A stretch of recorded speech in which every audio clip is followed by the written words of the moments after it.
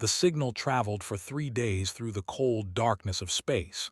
It was weak, broken, and full of static, but it carried words that needed no translation. Help us, please, anyone. On the planet 4, they were dying. They were a peaceful species, tall and thin with skin that glowed soft blue in the darkness. They had never built weapons. They had never needed to. Their world was gentle, their lives were long, and they believed the universe was kind. They were wrong. The Dominion came without warning. Their ships filled the sky like a swarm of black insects. Their soldiers marched through cities, burning everything beautiful, taking everyone young and strong. They were slavers. They saw thee as nothing more than products to be sold. High Voice stood in the ruins of her council chamber. She was old for her kind, nearly 400 years. She had seen her people build great things. Now she watched them burn. Her advisors were dead. Her guards were gone. She had nothing left but a single communication device and a hope that someone somewhere might hear. She sent the signal toward the unknown regions of space, the areas no one mapped, the areas where, according to old stories, monsters lived. The Galactic Council received the signal first. They discussed it for 6 hours. They were not members. They had no trade agreements. They offered nothing of value. The Council decided to send a formal expression of concern and nothing more. The Empire heard the signal. They calculated the cost of intervention and determined it was not profitable. They deleted the message. The Collective heard the signal. They were afraid of thee and did not want to make enemies. They pretended they never received it. But deep in the unexplored regions, on a small blue planet called Earth, a listening station picked up the broken transmission. A young officer named Hill played it 3 times before he understood what he was hearing. Then he sent it up the chain of command. Within 1 hour, the message reached Admiral at Earth Command. She was a small woman with gray hair and eyes that had seen too many wars. She listened to the signal once. She heard the fear in the alien voice. She heard the desperation. She made a decision. The USS was not a rescue ship. It was not a medical vessel or a transport carrier.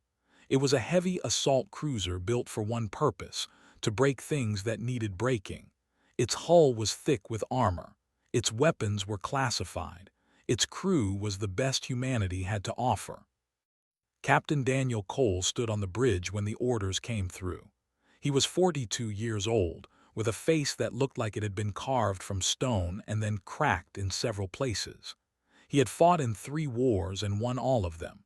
He did not smile often, but when he read the mission briefing, something close to satisfaction crossed his features. "Set course for 4, he said. Commander Lisa Monroe looked up from her station. She was his first officer, a woman with sharp eyes and a sharper mind. "Sir, that's 3 days at maximum speed. The planet is in territory." "I know where it is. They have a fleet there. Intelligence says at least 10 warships, possibly more." Cole turned to face her. "Good. I was worried this would be boring." Lieutenant Jake Turner laughed from the weapons console. He was the youngest officer on the bridge, barely 25, but his hands moved across the targeting systems like a musician playing an instrument. "Captain, are we really going to fight the entire fleet with one ship?"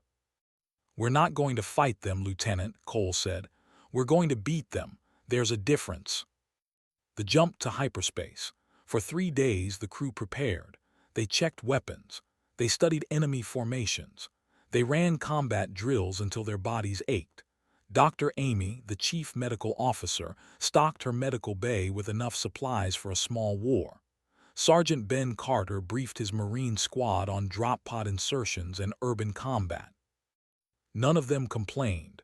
None of them asked why they were risking their lives for a species they had never met. To them, the answer was obvious. Someone asked for help. That was enough. On 4 had given up hope. 4 days had passed since she sent the signal. No one was coming. They had finished securing the major cities. They were now moving through the countryside, collecting the last survivors. Soon, There would be no left on there. Then her communication device crackled to life. The voice that came through was strange. It was deeper than any voice, rougher, like rocks grinding together. It spoke in a language her translator struggled to process. "This is Captain Daniel Cole of the USS. We received your distress signal. We are en route to your position. Estimated arrival, 6 hours." Grabbed the device with trembling hands. "You came. Someone actually came." "Yes, ma'am. Earth Command sends its regards." Earth searched her memory. She had heard stories about Earth, a heavy planet where everything was trying to kill everything else, a world of predators and poison and endless violence. The beings from Earth were called humans, and they were feared throughout the known galaxy.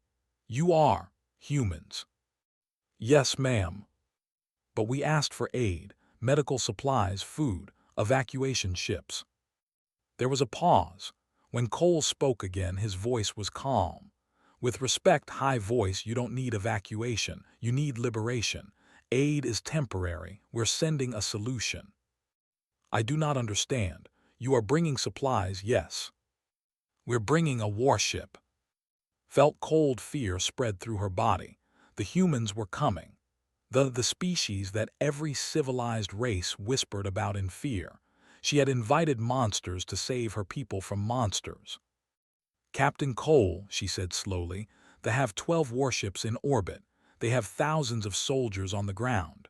What can one ship do?" The human's response was simple: "Watch." The communication ended. Stood alone in the ruins, the device silent in her hands. She did not know whether to feel hope or terror.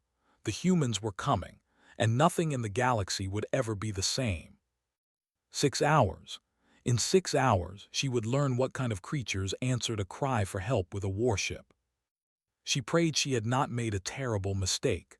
The USS dropped out of hyperspace like a predator emerging from shadows. It was not a beautiful ship. It was not designed to be. Its hull was angular and dark, covered in armor plates and weapon mounts. It looked exactly like what it was, a machine built for war. Captain Daniel Cole stood at the center of the bridge, his eyes fixed on the four hung in space before them, a pale green world wrapped in thin clouds. Even from orbit he could see the scars. Black marks on the surface where cities had burned. Debris fields floating in the upper atmosphere. That had not been gentle. "Status report," he said. Commander Lisa Monroe pulled up the tactical display. 12 warships in a defensive formation around the planet. One orbital station serving as their command center. "I'm detecting heavy ground forces in all major population centers." Lieutenant Jake Turner studied his weapons console. "Their ships are older models, Captain. Good shields, decent firepower, but slow, really slow compared to us." "And their commander?" Monroe checked her data. "Warlord, he's got a reputation. Likes to make examples of species that resist. The intelligence reports say he's cruel, overconfident, and has never lost a campaign." Cole nodded slowly. "Good. Overconfident enemies make mistakes." The communication system beeped. A face appeared on the screen. Was large, even by standards. His skin was dark gray, his eyes were small and cruel, and his mouth was full of teeth that had clearly tasted blood. He wore armor decorated with trophies from conquered worlds. "Unknown vessel," said, his voice dripping with contempt. "You have entered territory. Identify yourself and state your purpose, or you will be destroyed." Cole stepped forward. He did not raise his voice. He did not need to. "This is Captain Daniel Cole of the USS, representing the United Earth Navy. I'm here in response to a distress signal from the people." Laughed. It was an ugly sound. Those weak creatures belong to the Dominion now. They are property. Their signal means nothing." "I disagree." The warlord leaned forward, his eyes narrowing. "You disagree? 1 ship against 12. You humans are either very brave or very stupid." "Little bit of both, probably," Cole admitted. "But here's the situation, warlord. You have one chance to withdraw your forces from this system. Take your ships, take your soldiers, leave thee alone, do that and you can go home alive. Silence filled the bridge. Even Cole's own crew held their breath. They had expected their captain to be bold, but this was something else entirely. Stared at the human for a long moment. Then he laughed again, louder this time. You threaten me. You threaten the Dominion. I have crushed species far more powerful than yours. I will enjoy adding your skull to my collection. That's a no, then. You will die screaming, human. Cole shrugged. I've been told that before. Never seems to work out that way. He gestured to Monroe and the communication cut off. The bridge was quiet. Turner looked up from his console. Captain, did you really just threaten an entire fleet? I gave them a chance, Lieutenant. What they do with it is their choice. Down in the cargo bay, Sergeant Ben Carter was preparing his Marines for deployment. There were 30 of them, men and women who had trained their entire lives for moments like this. They wore heavy combat armor and carried weapons that could punch through walls. Each one of them had volunteered for this mission. Carter was checking his rifle when Dr. Amy approached him. She was a small woman with kind eyes and steady hands. She had served with Carter for 5 years and had patched up his squad more times than either of them could count. How bad is it down there? She asked. Bad, Carter admitted. They aren't fighters. They have been rounding them up for days. Most of the survivors are in detention camps or hiding in the ruins. And we're dropping into the middle of it. That's the plan. Nodded, she had expected nothing less. I'll have medical stations ready when you bring them out. Carter smiled. It was a rare thing to see on his face. Doc, you know I always bring them back. You bring them back broken, I fix them. Team effort. Above them on the bridge, the battle was about to begin. Had finished laughing. Now he was giving orders. All 12 warships turned toward their weapons charging. Cole watched them come. He felt no fear. He had stopped feeling fear a long time ago. Now he only felt focus. Turner locked weapons on the lead ships. Monroe calculate an attack vector using that moon as cover. Sir, Monroe said, if we use the moon, we limit their firing angles. They'll have to come at us in smaller groups. Exactly. Turner's fingers danced across his console. Weapons locked. Captain, should I mention that our weapons is not exactly standard? Cole almost smiled. Surprise is a valid tactic, Lieutenant. The fleet moved forward. They were confident. They outnumbered the human ship 12-1. In their entire history, they had never lost a battle with such overwhelming odds. They had never fought humans before. High Voice watched from the surface, using a damaged telescope to see the tiny dots of light in the sky. 1 dot against 12. It seemed impossible. It seemed like suicide. Then the single dot began to move. It moved faster than anything that size should be able to move. It curved around the moon, and suddenly it was behind the formation instead of in front of it. Light flashed. 2 of the ships exploded. Stared, she had never seen anything die that fast. In orbit was screaming at his officers. What happened? What are those weapons? No one had an answer. No one in the known galaxy had weapons like that. The humans had kept their true capabilities hidden. Cole's voice was calm as he gave his next order. All hands battle stations. Marines prepare for drop pod launch. We're taking that planet back. The war for 4 had begun, and they were about to learn why every species in the galaxy feared the of Earth, the dance through space like a creature born for violence. It was too fast, too agile, too deadly. They had never seen anything like it. Their ships tried to track the human vessel, but it moved before their targeting systems could lock on.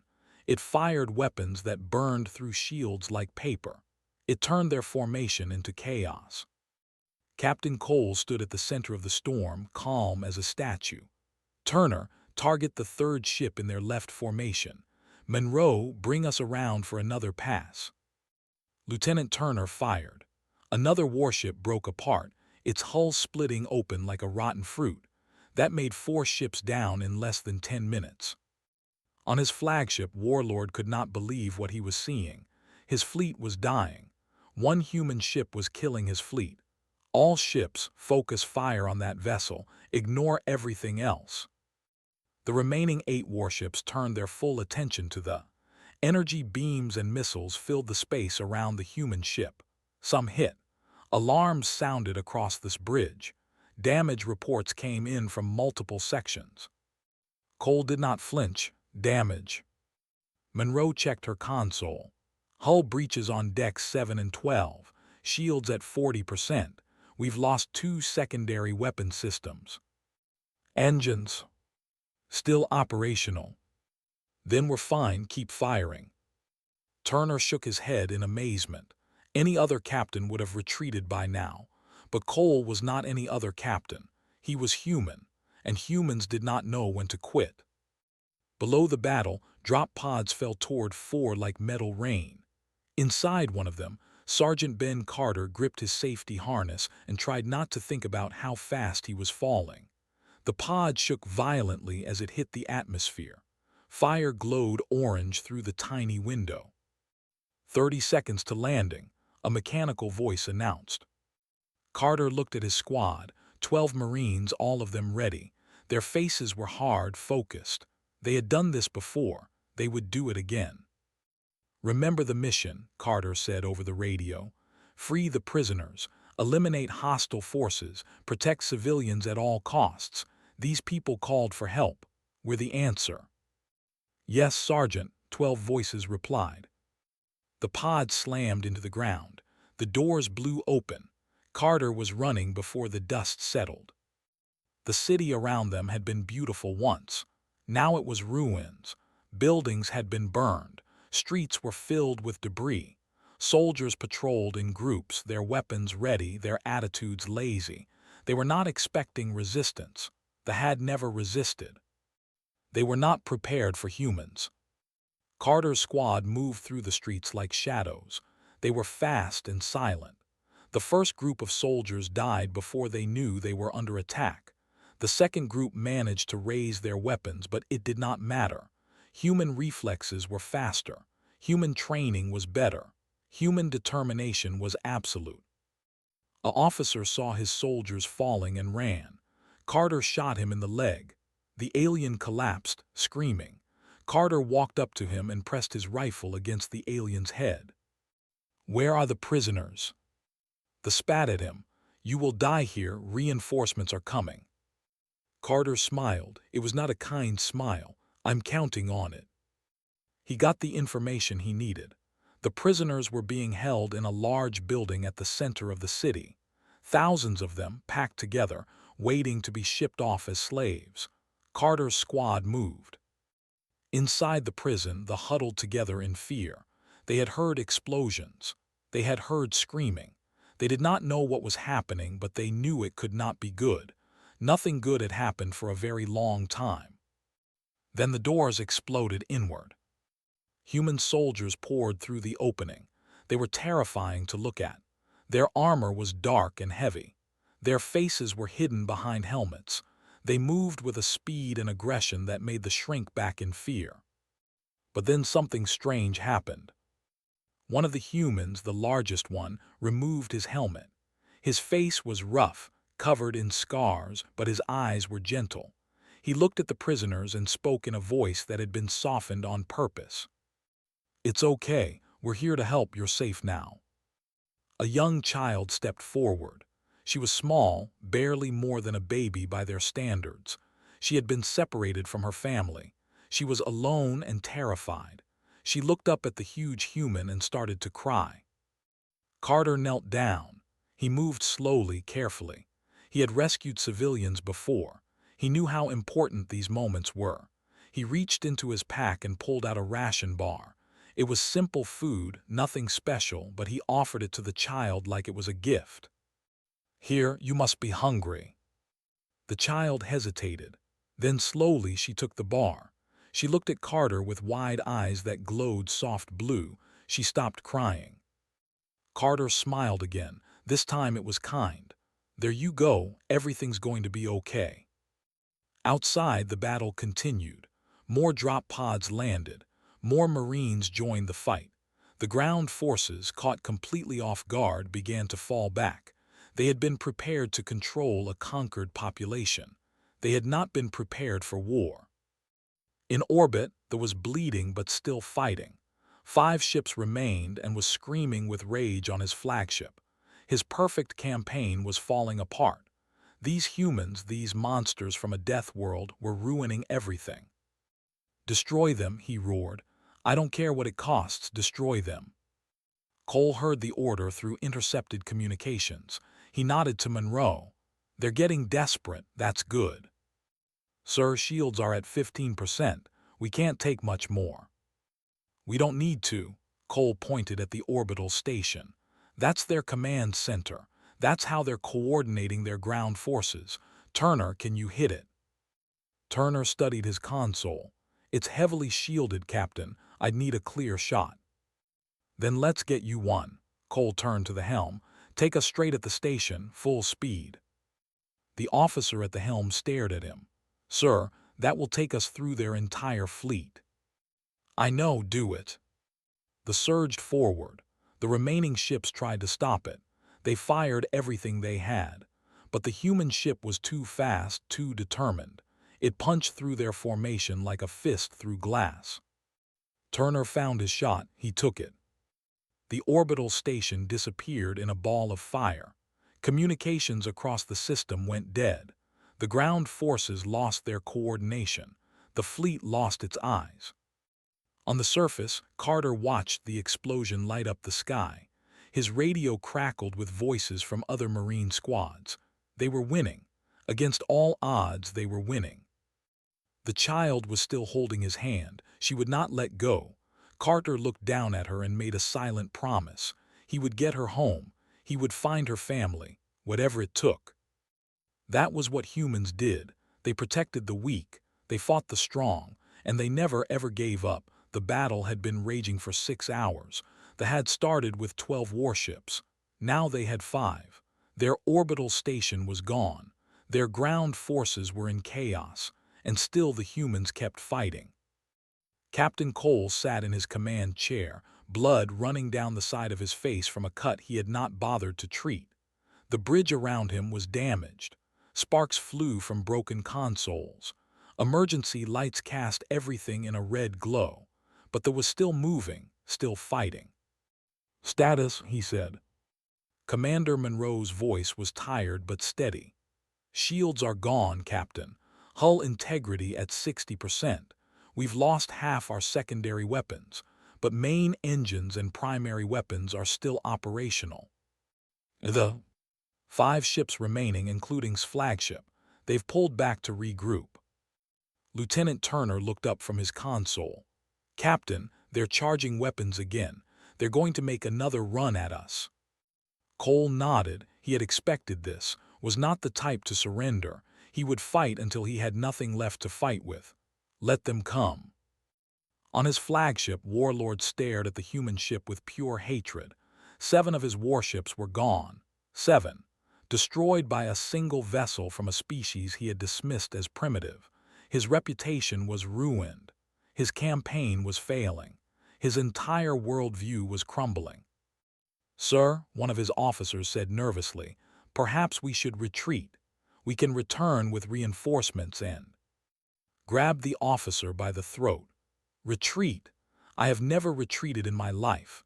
We will destroy that ship, and then we will burn every on that planet as punishment for calling these monsters here." He released the officer, who fell gasping to the floor, turned to his weapons officer. "Target the largest population center on the surface. Prepare to fire." The weapons officer hesitated. "Sir, there are still soldiers in that area." "I don't care, fire." The officer's hands shook as he entered the commands. This was madness, but refusing meant death. On the Turner's console lit up with warnings. "Captain, the flagship is targeting the surface. They're going to bomb the main city." Cole's expression did not change, but something dark entered his eyes. He opened a communication channel to the flagship. The warlord's face appeared on the screen. He was smiling, but it was the smile of a wounded animal. "Ah, the human captain. Are you calling to surrender?" "No, I'm calling to give you one last warning." Laughed, "You warn me. Your ship is crippled, you have nothing left. If you fire on those civilians, I won't just destroy your fleet." Cole leaned forward, his voice dropping to something cold and dangerous. "I'll follow you home, I'll find your world, and I'll make sure the Dominion never threatens anyone again." The laughter died in his throat.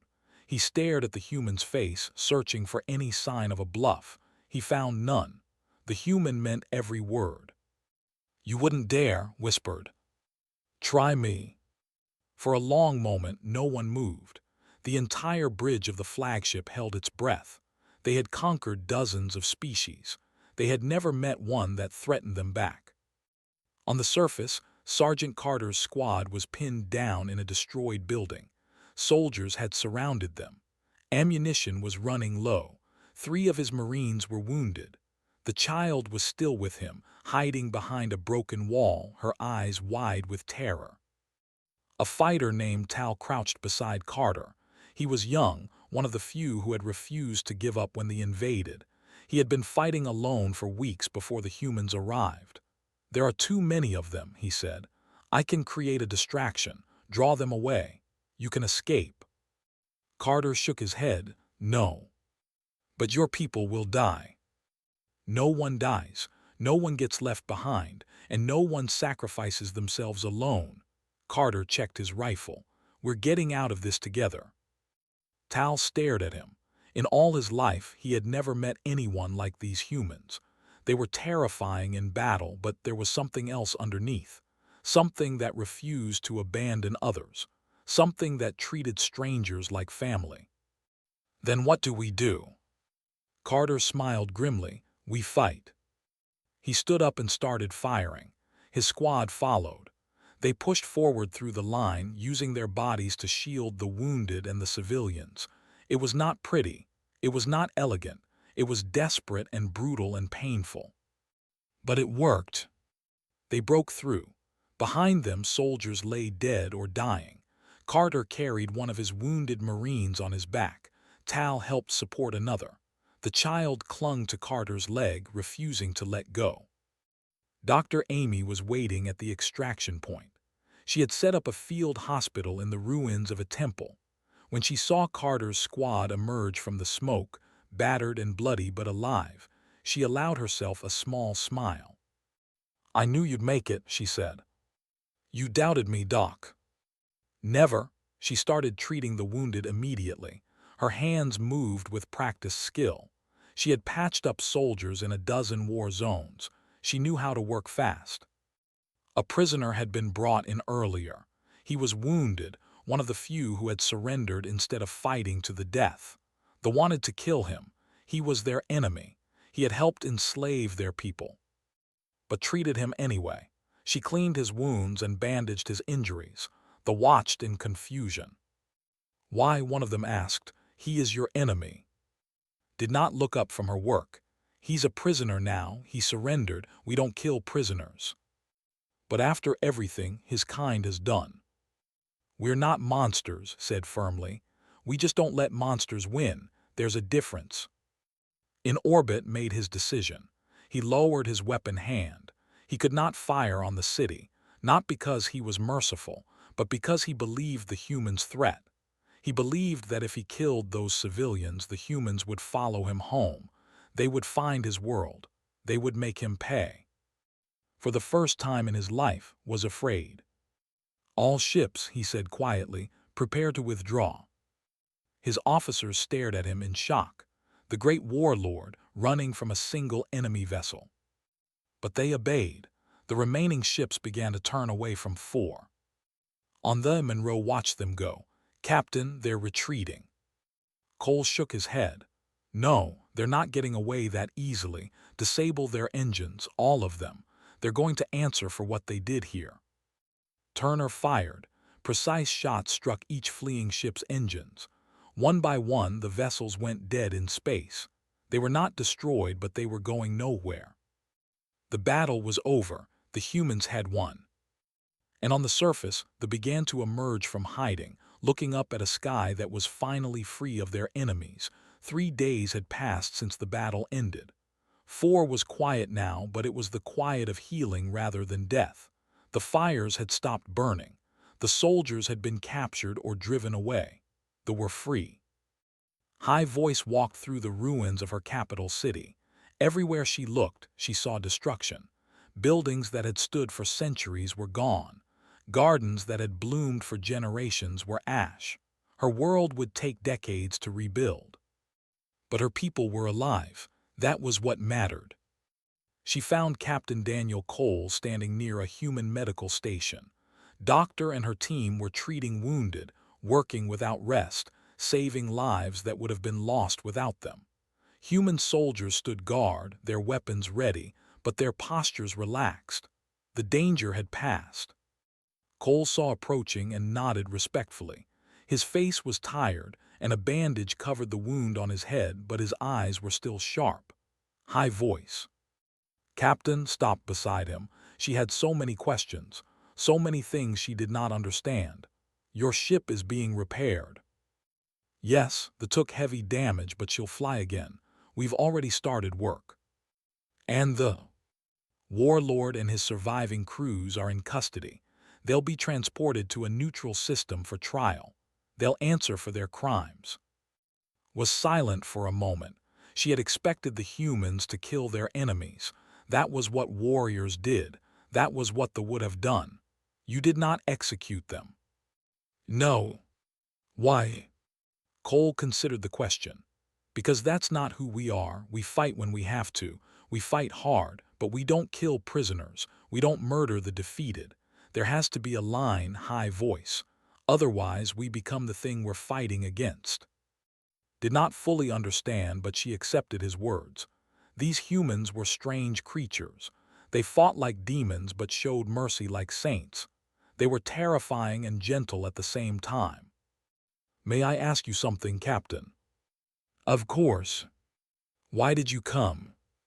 Cole looked at her. You sent a signal. Many species heard our signal. None of them came. The Galactic Council ignored us. The great empires looked away. Only you answered, one ship from a small planet far away. Why? Cole was quiet for a long time. When he spoke, his voice was soft. Because you asked, that's enough. That's enough. Yes. He turned to face her fully. We're not the biggest species in the galaxy. We're not the oldest or the most advanced. But we know what it's like to struggle.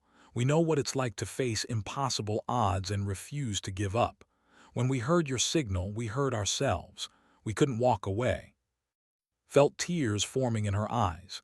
She had called out into the darkness, expecting nothing, and the universe had sent her heroes. Terrifying, impossible, stubborn heroes who would fight a fleet for strangers. We owe you a debt we can never repay, she said. You don't owe us anything. That's not why we did it. Across the city, Sergeant Ben Carter was saying goodbye. The child, whose name was Myra, had finally been reunited with her family. Her parents had survived, hidden in the ruins, waiting and praying for rescue. When they saw their daughter alive and safe, they had collapsed in relief. Now Myra stood before Carter, looking up at the huge human who had protected her. She was still holding the wrapper from the ration bar he had given her. She had not thrown it away. Are you leaving? She asked. Carter knelt down to her level. I have to. My ship is going home. Will you come back? He smiled. Maybe someday, but you don't need me anymore. You're safe now. Your family is here. Myra threw her arms around his neck. It was an awkward hug. She was small and delicate, and he was large and covered in armor, but neither of them cared. For a moment, they were just two people who had survived something terrible together. Thank you, Myra whispered. You're welcome, Carter whispered back. When he finally stood and walked away, his eyes were wet. He told himself it was dust from the ruins. His squad knew better than to say anything. On the repairs were nearly complete. The hull was patched, the weapons were restored. The crew was exhausted but proud. They had done something good here, something that mattered. Monroe approached Cole on the bridge. "We're receiving a transmission from the Galactic Council. They're demanding to know why we intervened in territory without authorization." Cole snorted. "Tell them we were in the neighborhood." "Sir, they're threatening diplomatic consequences." "Let them threat. We did the right thing. I'll sleep fine tonight." The transmission from the council was long and angry. They spoke of treaties and protocols and proper channels. They accused humanity of recklessness and aggression. They warned of serious repercussions. Cole listened to all of it. Then he responded with a single sentence: "When you receive a distress call, answer it." The council had no reply to that. As they prepared to leave orbit, a final message arrived from the surface. It was from High Voice, and it was broadcast on all frequencies. The entire galaxy could hear it. "To the species of the known universe," said, her voice clear and strong, "I want to tell you about the day our world was saved. We sent a signal into the dark not knowing who would answer. The great powers ignored us. The Galactic Council turned away. We were alone and we were dying. Then the humans came. They did not send aid. They did not send diplomats. They sent a warship, one ship against 12, one crew against thousands. They fought for us. They bled for us. They refused to abandon us even when the battle seemed lost. I do not know why they came. I only know that they did. And because of them, my people are free.